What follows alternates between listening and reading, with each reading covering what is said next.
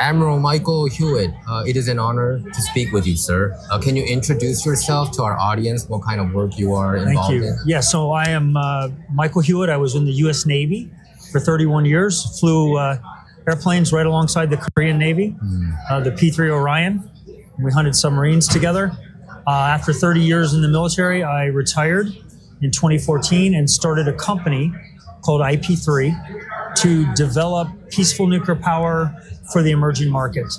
And more importantly, to align with our allies, such as South Korea, in the coordination and development of civil nuclear power for the world. So let's talk about South Korea and North Korea. So I think President Trump and also it was somebody else, I suddenly forgot, but they mentioned about North Korea as like a nuclear power. What do you say to that? Are they officially, I know that they're not officially admitting that North Korea is a nuclear power, but even in some people have been saying that even in an informal public format, they worry that President Trump would say that North Korea is somehow a nuclear power, is because admitting it officially gives a completely different picture to the world. Well, I think everyone knows that North Korea has developed a nuclear program, both a civil program as well as a WMD program, or weapons of mass destruction program. And they've basically proven it on the world stage. They tested it. They've done a high yield test, which indicates to me that they have two things. They have highly enriched uranium, which is the fuel for a nuclear weapon. And they've developed what we call the physics package to actually detonate that fuel. Physics package, okay. And so they've proven that they can do that. We've seen them do that in underground tests.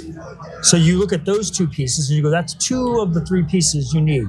The third piece is a missile system, a delivery system. And it's not lost on anyone that North Korea has developed a very robust ICBM program. ICBM. That is the most dangerous thing, right? And it is. So when you put those three things together, I would contend that North Korea is a nuclear nation with weapons and with a civil nuclear program. So that's just a fact of it's just what a fact. It is. Do you think that President Trump would somehow make a deal with North Korea to denuclearize, or some kind of economic deal? What is your assessment about his past meetings with Kim Jong-un and going on from here on out? I believe there would be some kind of summit. What's your thoughts, sir? I believe that how President Trump handled Kim Jong-un in his first term was exactly right. He met with him. Yes. But he also, if you follow what Kim Jong-un did during that term, he very much quieted down his rhetoric. He very much quieted down his testing of weapons. And no testing, right? No testing. So that alone, to me, was an indication that President Trump's instincts were right. Yes. And I think his instincts are right even today with President Putin in meeting with him. Yes. And the world always says, well, why would you meet with a leader like Kim Jong-un? Because you're elevating his stature. Yeah. But in fact, no, he's not. He's meeting the person that he has to meet with to broker a deal. And that's the first step in any process. So I think that he will be very careful and concerned about North Korea's weapons program, which is a direct threat to South Korea, to Japan, to America even. But at the same time, what can we offer North Korea that's better than being the belligerent, China-backed, at odds with the world country that it is? That is going to be very complex. But I do believe under President Trump's leadership, we have an opportunity to de-risk, let's say, North Korea's belligerent behavior. So Trump had two summits with Kim Jong-un, right, during the first term. I don't think it elevated Kim Jong-un's status at all, even though, so it's proven that whatever the mainstream media or the left-wing party had said that we're raising his status. I don't think that happened. I agree with you. Yeah, but some people on the South have been arguing, since North has the nuclear, South Korea has to have nuclear for their own defense. Do you think that's a better pathway, or the nuclear umbrella under America's leadership, is that a better pathway? Well, South Korea first is a great ally of America, an indispensable ally. And I would suggest that the security agreements we have with South Korea by which we have U.S. forces Korea. Yeah. We have over 20,000 Americans on the ground in South Korea. We've developed a very robust weapons program to stare down the North. I think that's really where we need to continue to focus our alliance. And not so much that South Korea feels compelled that it must develop a weapons program because the North has it. And that's really incumbent upon America to ensure South Korea that we are a indispensable ally, and that if the North threatens you with nuclear weapons, we will respond. I guess I'm saying this because some have been worried what happened with Ukraine. They gave up 1,300 nuclear weapons back in the 90s, right? And Bill Clinton promised for security of Ukraine, but that did not happen. So some even on the conservative side said, is it guaranteed? This we should have like an ironclad like deal with the United States. What do you say? It's a great example, and I think it's one that's worth discussing, because in the early 90s, post-Soviet Union, Ukraine had a lot of weapon stockpile that used to belong to the Soviets. And we agreed with Ukraine, with Russia, with the UK and America that they would eliminate that stockpile in trade for security guarantees. And unfortunately, we didn't honor that agreement when they invaded Crimea. And then, of course, they invaded Ukraine in 2022, which is a further violation of this very agreement. So what was the reinforcing message that we sent? If you have a nuclear program, don't give it up. Exactly. Right? Yeah. Because it's so now North Korea, why would they give up? Right? Why would they give it up? I think that's the greatest example. When you mishandle non-proliferation issues, the greatest example, I think, is the 20th anniversary of the failed invasion of Iraq over WMD. The guy that knew he didn't have WMD was Saddam Hussein. Yes. Yet he couldn't let his adversary in Iran... Because he didn't want to look weak. He didn't want to look weak. And so he let us invade his country and depose him and basically kill him over WMD he did not have. That didn't happen. And so that was a failure of 17 intelligence agencies. Correct. And also, when you think about what happened in Crimea and also the invasion of Russia to Ukraine, it happened under Democratic Party. It happened under Biden. It happened under Obama. They're so weak. And Clinton. I think I'm sometimes wondering, did they want this to happen because of the military-industrial complex? You know what I'm saying? And people have been suspicious. I don't give the Democrats enough credit for being that strategic. I think they just demonstrate weakness. And what Russia does and what belligerent nations do, such as China, is they fill the void. And when we signed that agreement with Ukraine in the 90s, under a Democrat president, we should have put the security guarantees in place that showed what we call deterrence or escalation dominance.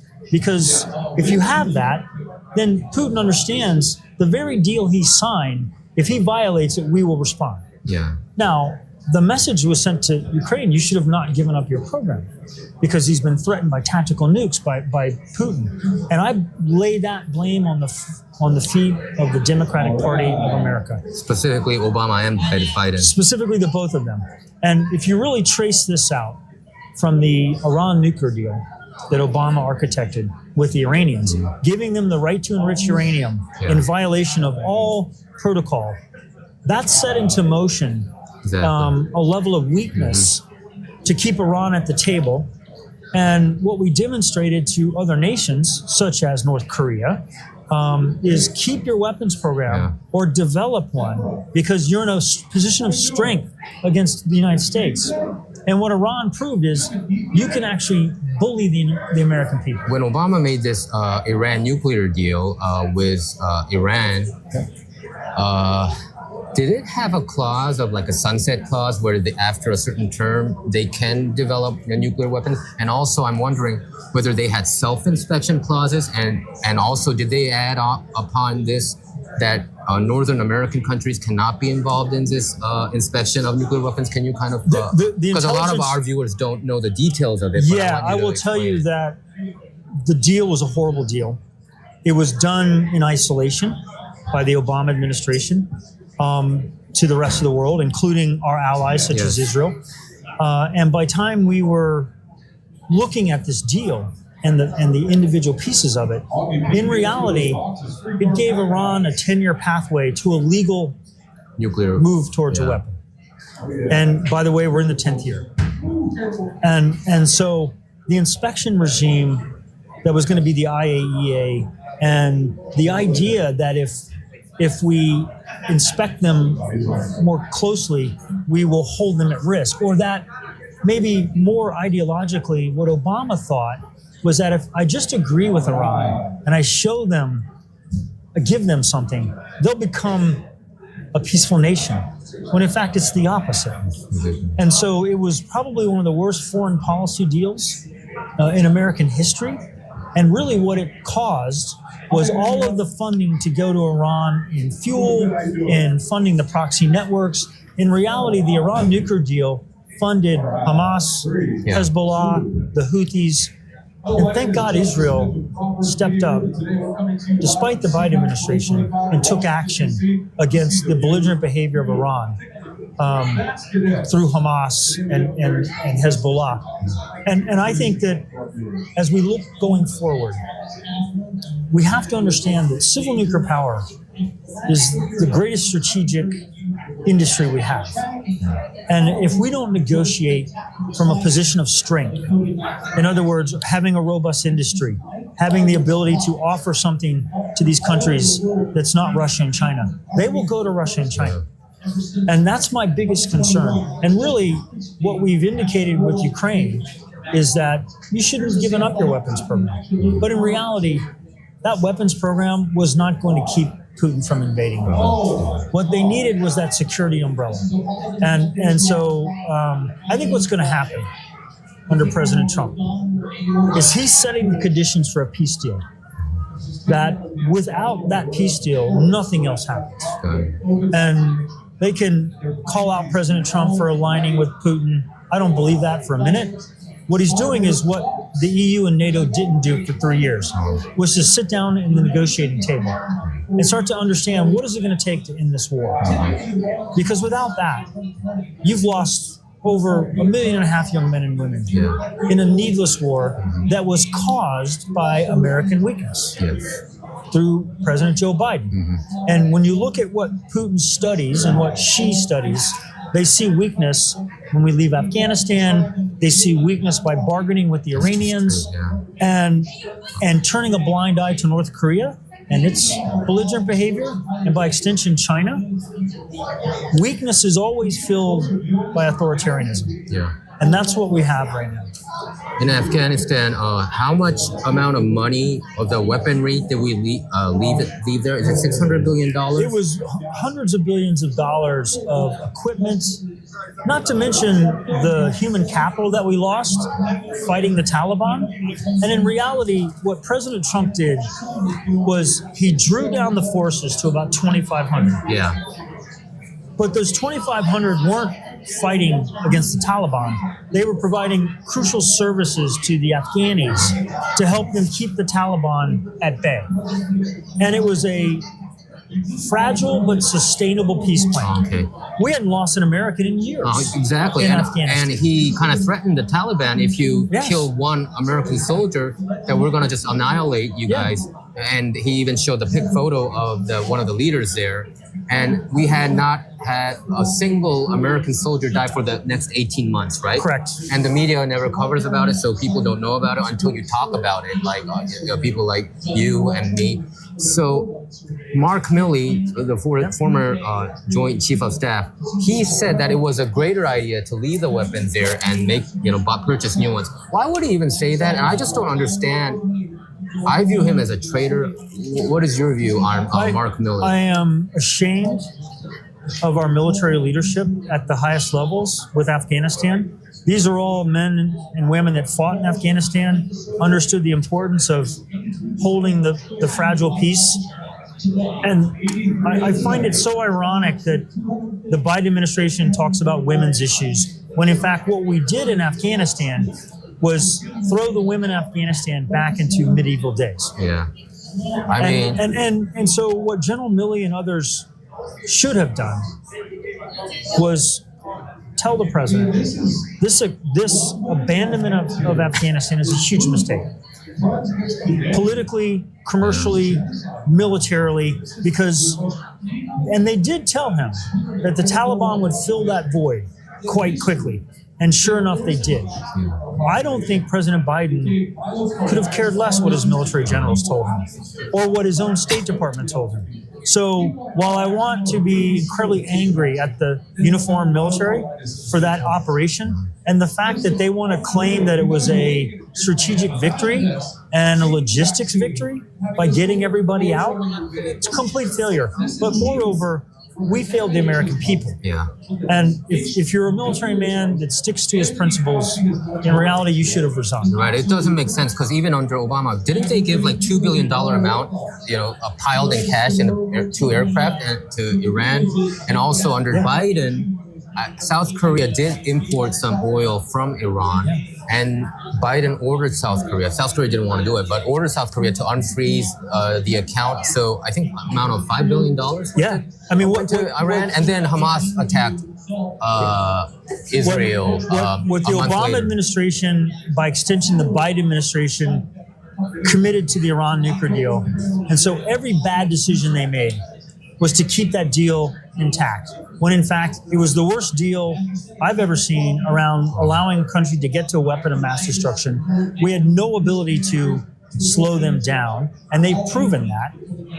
And on top of that, we unfroze assets, we gave them cash, we turned on their oil to the international market, and we did all these things. We enriched Iran. Of course we did. And we kept them on a position of strength against our position of weakness. And all of the funding that went to the proxy networks came from Iran. It's just such a thing. Sometimes I wonder, is it by design? Because it's just maddening whenever I see the Democrat presidents making these kind of dumb mistakes. President Trump, the Democratic Party, they've been talking about global warming, climate change all the time. It gives me a headache. I immediately tune out whenever they mention the word climate change. President Trump said that the global warming that we have to worry about is nuclear power. And I think sometimes he wants to denuclearize even America. I don't know. Well, I think what he's referring to is the concern about the proliferation of weapons. Okay. And when he says, I'm not concerned about global warming, I'm concerned about nuclear, what he's really saying is I'm concerned about the proliferation of nuclear that could then be turned into a weapons program. And he also understands that whether he likes it or not, there's going to be 300 gigawatts of new nuclear capacity that's going to be built globally, whether it's for climate change, whether it's for resilient power. And what he does believe in is energy dominance. And he has adopted nuclear as one of his key elements of being energy independent and energy dominant, and then delivering that same energy dominance to our allies. And then obviously this is where the relationship with South Korea becomes so important to America, is on civil nuclear power. Do you believe that nuclear energy is indeed the cleanest form of energy out there? By far. Remember, nuclear power is emissions free, but it also runs at what we call 95% capacity factor. So a gigawatt of nuclear power is a gigawatt of actual power for 60 years. And whether you want to calculate population growth or you want to calculate AI, and it's hungry for power, nuclear was going to fill that void. And it's actually the cleanest form of energy when you look at the total cost of building a nuclear power plant. And the fact is, well, I don't believe in climate change as a threat. No, me neither. I do believe in pollution. Pollution, me too. And so if I can replace coal, which I can I can draw a circle around a coal-fired plant and show you that people that live there are dying at a much higher rate than others. But if I can replace that with nuclear power, which I can, then I can replace fossil fuel, which is reliable and cheap, with something that's reliable, clean, and cheap. Yes. And the way to get it cheap is to get to, with these modular reactors, is to get to factory build. Yeah. Like you're building an aircraft on a production line. And that, to me, is how we drive down the price point and how we compete with the state-owned enterprises of Russia and China. Yeah. With nuclear energy, some people have been worried about the accident rate. Is the accident ratio going down, like the things that happened in Japan and Chernobyl? Well, what do you say to that? Well, first, those three accidents, particularly Fukushima and 3 Mile Island, were not nuclear accidents. As a matter of fact, the 3 Mile Island plant, which had a meltdown, Yes. shut itself down as designed. Okay. There was never a radiation exposure. And the other 3 plants next to that one operated for the next 50 years. The irony is, if you follow what's happening in America, Microsoft has just agreed to help fund the restarting of a Wow. 3 Mile Island nuclear power plant because of their desperation for clean energy. Fukushima was a tsunami. Chernobyl was gross negligence by the Russians. But in fact, even the number of people that died were mainly the first responders to the accident. And so when you look at how many people die in the oil and gas industry, from drilling oil to refining to operating oil rigs to delivering fuel, it is a much more dangerous form of energy. So it's safer. So, but Nuclear is actually safer. Yeah, but when you see the news, it just hit the airwaves, and a lot of people get just freaked out. But yeah, I Well, a lot I of get what drama, you're saying. a lot of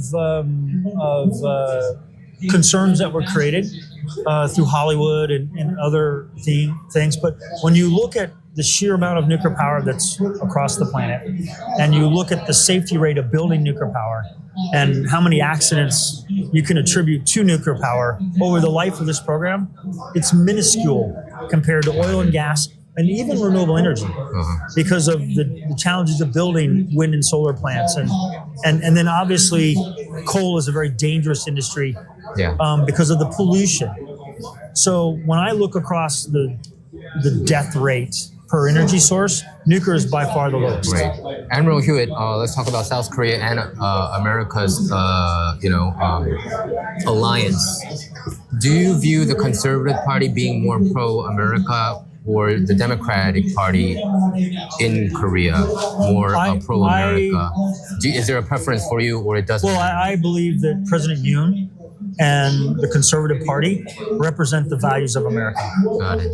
I share the concerns about the North Korean Chinese involvement in the Liberal Party and perhaps influencing the things on the ground right now in South Korea. I very much share those concerns. I've seen that happen in America. So I believe that, as J.D. Vance said at the Munich Security Conference, that was awesome. He basically said, if our values aren't aligned, then I'm not sure how much America can work with you. And I think what President Yoon represents is an alignment of values between America and the United States. I mean, between America and South Korea, first and foremost. But then you start to look at our interests, and our interests are even greater than our values between South Korea and America. And I have talked a lot about the sacrifice America made in Korea to defend communism, to fight communism. Well, we won the peace as well because we saw in South Korea at the time, as you know, it was a very agrarian economy. I mean, it wasn't industrialized. It was horrendous. It was one of the most poorest countries. I think they were number 3 from the bottom. In the world. That's right. They were like Sudan. Yeah. But America had a vision of South Korea that for all this fighting and death to hold back communism, the best way to keep communism away is to build out South Korea as a mirror of America. Yes. Right? In our values, in our industries, and in reality, what South Korea has become in some ways is a better shipbuilding industry and a better nuclear building industry and a better commercial development country than America. I view South Korea as like the biggest success of America being involved with foreign nation. Isn't Korea one of the biggest I agree. successes? I wrote an article recently about Ukraine, and I said you win the war by winning the peace. And the last time we won the peace was South Korea. Yes.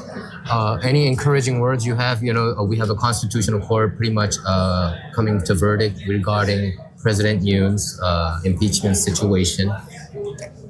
And where can our audience see your work, sir? Well, let me say that in many ways what's happening to President Yoon is not terribly different than what happened to President Trump during his 4 years.